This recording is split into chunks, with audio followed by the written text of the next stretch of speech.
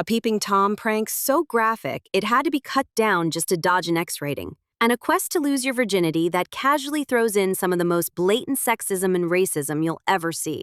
This wasn't some forgotten straight-to-video flop. This was Porky's, a movie that, in 1982, was a box office juggernaut, raking in more cash than blockbusters like Poltergeist and Star Trek II: The Wrath of Khan. So, how did one of the most problematic comedies ever made not only become a smash hit, but also create the blueprint for a whole genre of movies we're still seeing today? Let's get into it on Old School Cool. To really get how Porky's got away with it, you have to understand the world it was born into. The late 70s and early 80s were a weird time for comedy. The wild success of 1978's Animal House proved that audiences were starving for raunchy, R-rated laughs. But for the most part, teen movies were still playing it pretty safe. That's where director Bob Clark saw his opening. Ironically, this is the same guy who would later give us the warm and fuzzy family classic, A Christmas Story. Clark had a passion project he'd been trying to get made for years, a movie based on his own wild teenage memories from 1950s Florida. After getting turned down by every single major Hollywood studio, Clark finally got his money from a Canadian company. And that's why, even though it was filmed in Florida and set in Florida, Porky's is technically a Canadian movie. This strange backstory is a huge part of its secret. It was made completely outside the Hollywood system, which let it push buttons and cross lines that American studios wouldn't dare. And boy, did it push them. When it hit theaters in March 1982, there was nothing else like it. It was an instant runaway hit, crushing the box office for 8 weeks straight and pulling in over $100 million in North America on a tiny budget of about $4 million. The movie was so over the top it was even banned in Ireland. But just 19 days later, the ban was lifted, and it immediately became the first film to ever make over £1 million at the Irish box office. And that really gets to the heart of it. Porky's didn't succeed in spite of its shocking, offensive content. It succeeded because of it. It gave audiences something they'd never seen before. And in the process, it created a new, wildly effective, and deeply problematic formula for the modern teen comedy. A formula that made awful behavior look like harmless fun. So what exactly was in this formula? Let's break it down. At the absolute core of Porky's is one of the most infamous scenes in 80s movies, the locker room peephole. The main characters drill a hole into the girls' shower so they can spy on them. This wasn't just a throwaway gag. It was the movie's main marketing tool, plastered right on the poster. It's not treated like a creepy violation of privacy, but like a classic high school prank. We, the audience, are forced to share the boys' point of view, looking right along with them. The scene was so explicit that the movie originally got slapped with an X rating. Director Bob Clark had to chop it up to get the R rating he needed to actually sell tickets. According to Mark Harrier, the actor who played Billy, they filmed an even more graphic version that would have guaranteed that X, which just shows how essential this creepy stunt was to the movie's whole identity. By packaging sexual harassment as a joke, Porky's laid down its first and most important rule. Violating women's privacy isn't just okay, it's hilarious. Beyond the peeping, the movie is relentless in how it treats women as either sex objects or the butt of a joke. The female students have almost no personality outside of who they're dating. And then you have Coach Beulah Ballbricker. She's the main villain at the school, an overweight, sexually frustrated woman who is just brutally tormented by the boys.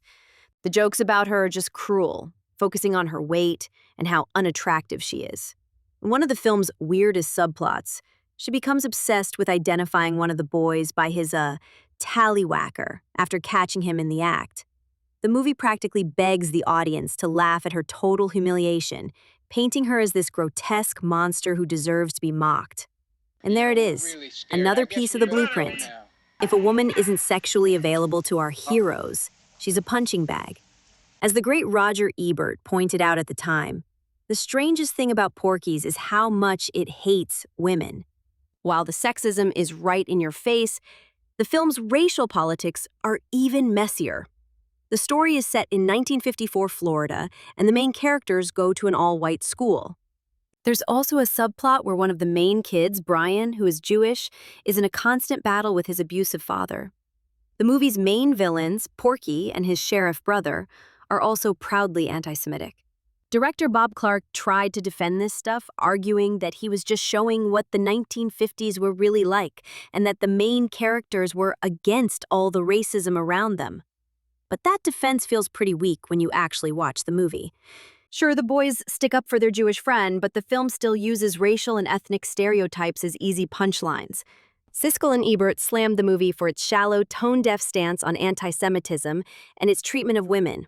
The movie leaves it dangerously unclear if it's making fun of these ugly attitudes or just enjoying them. A blurry line that a lot of copycat movies would later exploit.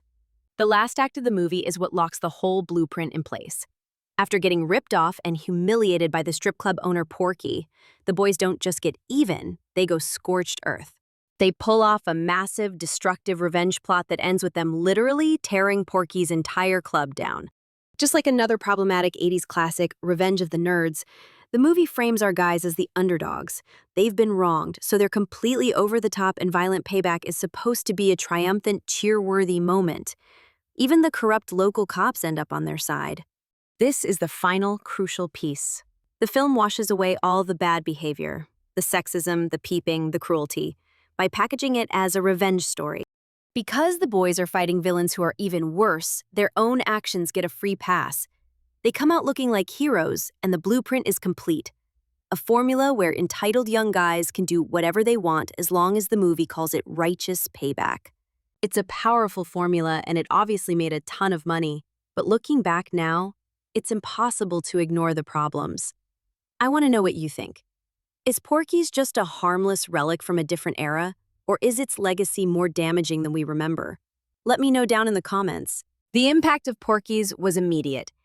It blew the doors open for a whole wave of raunchy teen comedies in the 80s.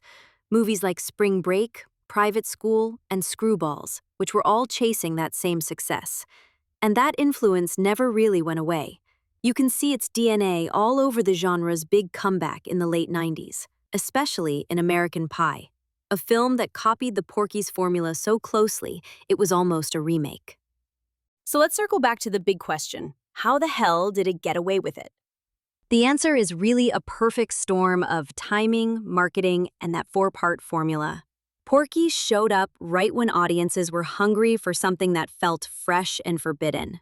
It cleverly framed its problematic heroes as lovable underdogs getting revenge, which made everything they did feel justified. But most importantly, it created a package that made so much money, the industry simply couldn't ignore it. It proved there was a huge, profitable market for R-rated comedies aimed at young guys. And its blueprint became the new standard. Now, you always hear the "it was a different time" argument for movies like this.